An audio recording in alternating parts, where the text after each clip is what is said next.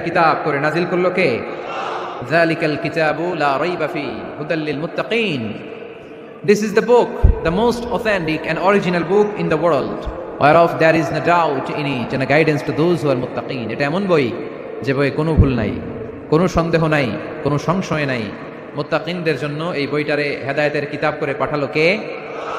আবার আল্লাহ বলেন কিতাবুন আনজালনাহু ইলাইকা লিতুখরিজান নাসা মিনায-যুলুমাতি ইলান-নূর।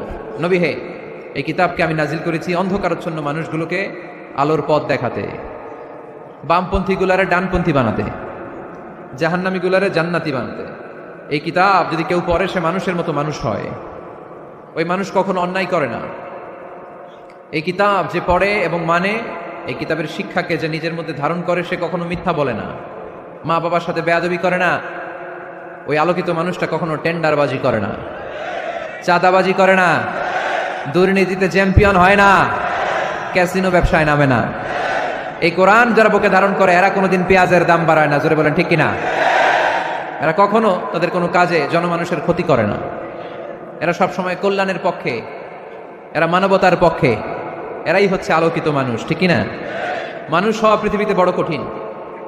খালি চোখে যা দেখেন এগুলো মানুষ না, এগুলো জনসংখ্যা। এগুলো কি? এজন্য বলা হয় বাড়ছে জনসংখ্যা, কমছে মানুষ।